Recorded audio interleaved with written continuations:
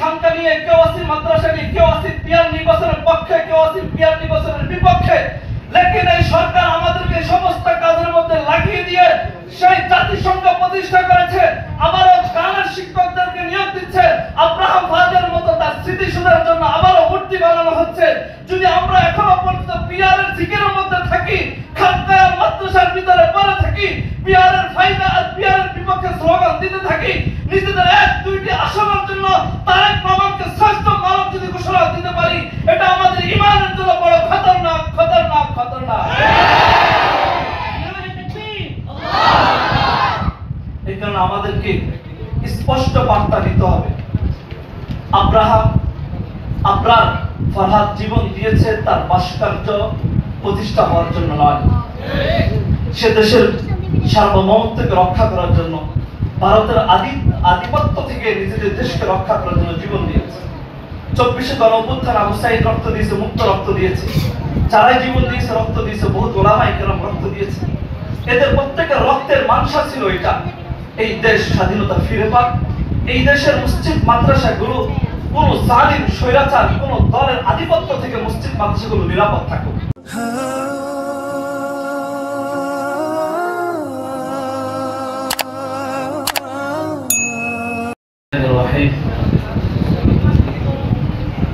الرحمن علم القرآن وقال رسول الله صلى الله عليه وسلم إن من البيان لسحرا أو كما قال عليه الصلاة والسلام। المعارف ছাত্রকাফেলা কর্তৃক আয়োজিত 2 দিন ব্যাপী সিরাতুন নবী সাল্লাল্লাহু আলাইহি ওয়াসাল্লাম উদযাপন উপলক্ষে প্রতিযোগিতা অনুষ্ঠানের সর্বশেষ অনুষ্ঠান পুরস্কার বিতরণ অনুষ্ঠানে উপস্থিত অত্র মারকাজের সম্মানিত প্রতিষ্ঠাতা প্রিন্সিপাল শেখুল হাদিস মুফতি আবু বকর সাদি হাফিজাহুল্লাহ, উপস্থিত অত্র জামিয়ার সদরুল মুদাররিস হযরত মাওলানা শেখ আব্দুর রহমান হাফিজাহুল্লাহ সহ জামিয়ার সকল আসলায়ে কেরামকে জানাই আন্তরিক মোবারকবাদ। প্রিয় শ্রোতা মণ্ডলী, গত 2 দিন যাবৎ ধারাবাহিক অনুষ্ঠানে আপনাদের স্বতঃস্ফূর্ত অংশগ্রহণ আমাদের অনুষ্ঠানকে সাফল্যমণ্ডিত করে উঠিয়েছে। দশতাত্রিশ সবকিছু চলার পরেও আশাতীত যে পরিমাণ আপনারা প্রস্তুতি নিয়েছেন, এটার কোনো প্রশংসা করে শেষ করার মতো নয়। সকলেই যে যে বিষয়ে অংশগ্রহণ করেছেন, আপনাদের পারফরম্যান্স অনেক চমৎকার, আমার সুন্দর ছিল, যেগুলো আমি আমার হৃদয়ের কথাগুলোকে মুখের ভাষায় উচ্চারণ করে বোঝাইতে পারবো না। শুধু এতটুকু বলি, আল্লাহ আপনাদেরকে দুনিয়া আখিরাতে উত্তম প্রতিদান দান করুন, আমিন। প্রত্যেকটা প্রতিষ্ঠান তাদের ছাত্রদেরকে যোগ্য করে উঠানোর লক্ষ্যে প্রত্যেক মানুষকে আল্লাহ সুবহানাহু ওয়া তাআলা যে ফিতরত আর প্রতিভা দিয়েছেন, সে সুপ্ত প্রতিভার সুন্দর বিকাশের জন্য প্রতিষ্ঠানগুলো আয়োজন করে থেকে বছরে 2-3টি এমন অনুষ্ঠান। এই অনুষ্ঠানগুলো যদিও সাময়িক, আমাদের 2-4টি সবক বন্ধ থাকে, কিন্তু এই 2-4টি সবক বন্ধের মধ্যেও এই অনুষ্ঠানটার যে ফলাফল ওই 2-4 সবকের চাইতে 1000 গুণে বেশি থাকে। এই মঞ্চ থেকে বক্তৃতা দেওয়ার মাধ্যমে যে ছেলেটি যোগ্য হয়, সে হয় জামানার থানবী, সে হয় জামানার হাফিজজি, সে হয় জামানার মুফতি আমিনী, সে হয় জামানার ফয়জুল করিম, সে হয় জামানার মামুনুল হক হাফিজাহুল্লাহদের মতো বড় বড় আকাবির। এই মঞ্চ তৈরি করে দেয় আরবি ভাষায় কিভাবে কথা বলতে হয়, আরবি ভাষায় কিভাবে বক্তৃতা দিতে হয়, আরবি ভাষায় নিজেদের মনের আকুতি, মনের ভাষাকে কিভাবে মুখে ফুটে উঠে হয়, এই মঞ্চ সেই জিনিসটাকে শিক্ষা দেয়। এই মঞ্চ এটাও শিক্ষা দেয়, কোন ছাত্রের ভিতরে যদি সঙ্গীত গাওয়ার, রাসূলের নাত গাওয়ার, আল্লাহর হাম সুরের মাধ্যমে প্রকাশ করার যদি কোনো প্রতিভা কারোর ভিতরে থাকে, এই মঞ্চ সেটাকেও প্রকাশিত আর বিকাশিত করে দেয়। কিন্তু আফসোস আর পরিতাপের বিষয় হলো, জনসম্মুখে জনসমাজে আমাদের ব্যাপারে অনেকগুলো কথা রয়েছে যে কওমি মাদ্রাসা এই দেশ ও জাতির জন্য বোঝা। বাস্তবিক পক্ষে কওমি মাদ্রাসার তালেবে ইলমরা এই জাতি এই দেশের জন্য বোঝা নয়। যদি বাংলাদেশের স্বাধীনতা নয়, পাকিস্তানের স্বাধীনতা, ভারত উপমহাদেশের স্বাধীনতার যদি ইতিহাসকে যদি আমরা লক্ষ্য করে আর পর্যবেক্ষণ করি, ভারত স্বাধীনতা, পাকিস্তান স্বাধীনতা, বাংলাদেশের দুইবার ৭১ এবং ২৪-এর স্বাধীনতা, গণ অভ্যুত্থান, সব জায়গায় ইংরেজি শিক্ষিতদের চাইতে ওলামায়ে কেরাম আর মাদ্রাসার ছাত্রদের অবদান সবসময় অগ্রগণ্য ছিল। ব্রিটিশ বিনিয়ারা যখন আমাদেরকে হামলে ধরেছিল, আমাদেরকে কথা বলার কোনো সুযোগ দিচ্ছিল না, টুটে ধরেছিল আমাদের জবানকে, ওই সময় আকাবিরি দেওয়ান তাদের থেকে দেশকে রক্ষা করার জন্য দারুল হরব ঘোষণা করে যুদ্ধের ঘোষণা দেন।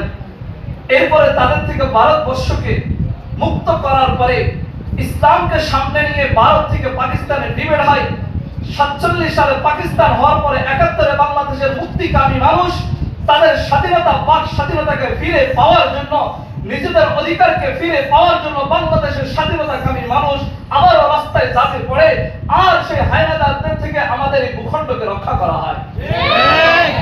ঠিক বৈষম্য বিরোধী ছাত্র আন্দোলন দীর্ঘ ২০ বছর, ৯৯ সালে নির্বাচন হওয়ার পর থেকে নিয়ে ডাকসুর নির্বাচন হচ্ছে না, ১৮ সালে নির্বাচনের পরে এরপরে নির্বাচন হচ্ছে না।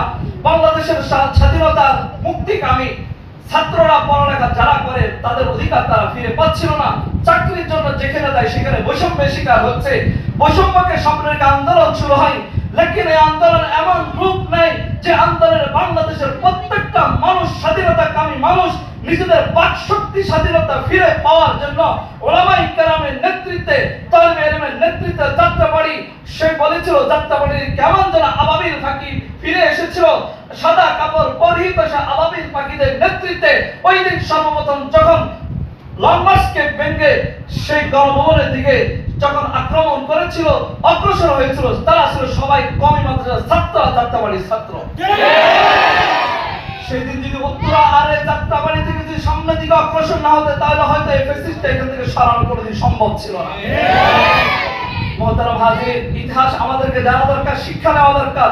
কথায় কথায় একটাই আঘাত করে হুজুরদের কোনো অবদান নেই, কিন্তু আফসোস আর পরিতাপের বিষয় হলো দ্বিতীয়বার বাংলাদেশ স্বাধীন হয়েছে, সেখানে আমাদের আবদার, আমাদের অধিকার ছিল প্রত্যেকটা ঘরে কোরআন শিখানোর জন্য ব্যবস্থা করা, প্রাইমারি স্কুলগুলোতে কোরআন শিখানোর ব্যবস্থা করা।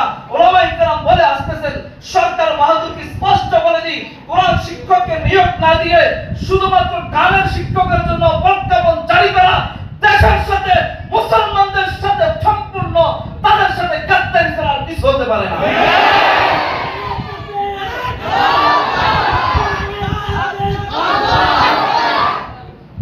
উপস্থিতি, শুধুমাত্র ক্ষমতাসীনদেরকে দোষ দিয়ে লাভ নেই, যেহেতু আমরা ঘুরবো আছি, প্রিয় তালেবে ইলম আপনারা সামনে আছে, আমাদের ২-৪ জন বাহিরের লোক আছে, তারপর ঘরোয়া গুলো কথা বলি। আমাদের ওলামায়ে কেরাম বিরাসাতুল আম্বিয়া আমরা দাবি করি, বিরাসাতুল আম্বিয়ার দাবি আমরা করে থাকি, কিন্তু কেউ আছে খানকা নিয়ে, কেউ আছে মাদ্রাসা নিয়ে, কেউ আছে পিয়ার নির্বাচনের পক্ষে, কেউ আছে পিয়ার নির্বাচনের বিপক্ষে। লেকিন এই সরকার আমাদেরকে সমস্ত কাজের মধ্যে লাগিয়ে দিয়ে সেই জাতিসংঘ প্রতিষ্ঠা করেছে, আবারও গানের শিক্ষকদেরকে নিয়োগ দিচ্ছে, আব্রাহাম ফাহাদের মতো তার স্মৃতিসৌধের জন্য আবারও মূর্তি বানানো হচ্ছে।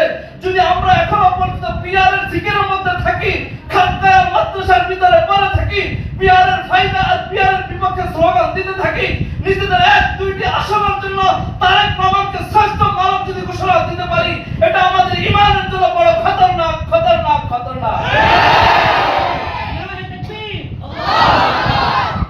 এই কারণে আমাদেরকে স্পষ্ট বার্তা দিতে হবে,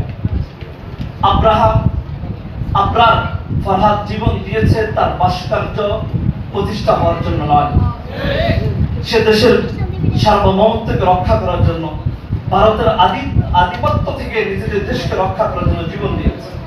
২৪শে গণ অভ্যুত্থান আবু সাঈদ রক্ত দিয়েছে, মুক্ত রক্ত দিয়েছে, যারাই জীবন দিয়েছে রক্ত দিয়েছে, বহুত ওলামায়ে কেরাম রক্ত দিয়েছে।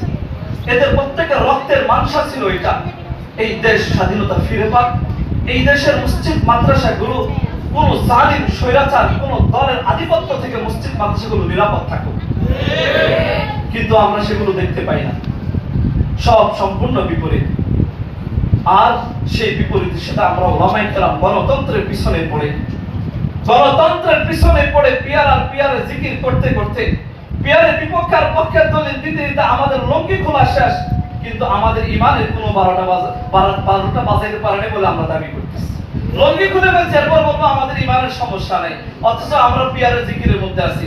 যে পরিমাণ আমরা নির্বাচন নিয়ে গণতন্ত্রকামী আমাদের নেতাগণ যে পরিমাণ নির্বাচন নিয়ে এখন জিকির উঠাইতেছেন, ওই পরিমাণ যদি একসাথে এক জায়গা থেকে ঐক্য হয়ে স্লোগান উঠতো, ঐক্য হয়ে যদি ওইখানে এক আসনে নির্বাচন ঐক্য হওয়ার স্লোগান উঠে, ওইখান থেকে যদি খেলাফতের স্লোগান উঠতো, ঐক্য যেটা কিন্তু হতো যে আমরা খেলাফত কায়েম করবো, ঐক্য যেটা এটা হতো যে ইউনূস সরকারকে আমরা বুঝিয়ে দেব দেশে কোরআন শিক্ষা থাকবে, অন্য কোনো শিক্ষা থাকতে পারে না, প্রাইমারি স্কুলগুলোতে কোরআন শিক্ষার ব্যবস্থা করতে হবে, আব্রাহাম ফাহাম সহ আপনার ফাহাম সহ ফাহিম সহ যাদের ভাস্কর্য হবে কোনো ভাস্কর্য মুসলমান মাইনা নিবে না, এই দাবিটা যদি আমরা করতে পারতাম তাহলে আমাদের এই স্বাধীনতা আমাদের কাছে আসবে।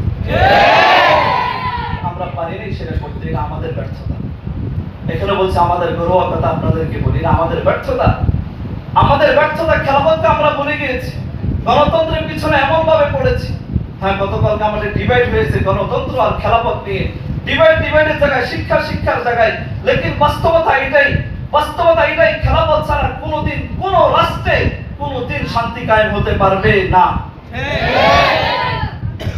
হ্যাঁ, আপনারা অস্থায়ী হিসেবে অনেক কিছু গ্রহণ করতে পারেন, যে অস্থায়ীগুলো আপনারা গ্রহণ করতেছেন সেটা আপনাদের ইজতিহাদের ব্যাপারে আমার কোনো কথা বা কালাম নেই, লেকিন এটাই আমরা নমুনা দেখতেছি। আপনাদের এই ইজতিহাদের দ্বারা 2001 আপনারা সংসদে গিয়েছেন, আমাদের যেমন কোনো ফায়দা দেয় নাই। আমিনী রহমতুল্লাহ আলাইহি শেখুল হাদিস রহমতুল্লাহর নেতৃত্বে ক্ষমতায় গিয়েছেন, তাদেরকে বেচে আপনারা মুসলমানদের ভোট নিয়েছেন, লেকিন শেখুল হাদিস রহমতুল্লাহ আলাইহি 2004 সালে আমাদের এই দাওরা হাদিসের সনদের জন্য 3 দিন রাস্তায় শুয়ে থাকা লেগেছে।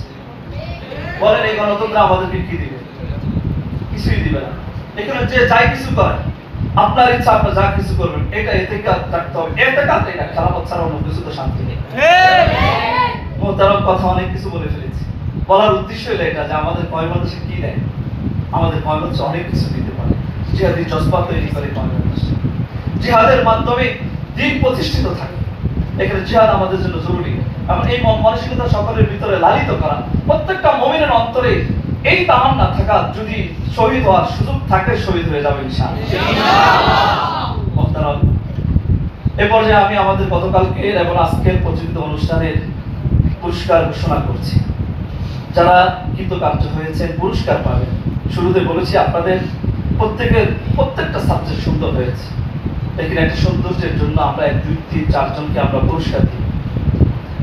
আমাদের ইচ্ছা আছে সকলকে দেওয়ার, ইচ্ছার সাথে আমাদের সামর্থ্য নেই, অথবা সামর্থ্য থাকতে পারে কিন্তু সৌন্দর্য না। প্রত্যেক প্রতিযোগীকে পুরস্কার দেওয়া এটা সৌন্দর্য না, তাহলে আর প্রতিযোগিতা থাকে না। তাই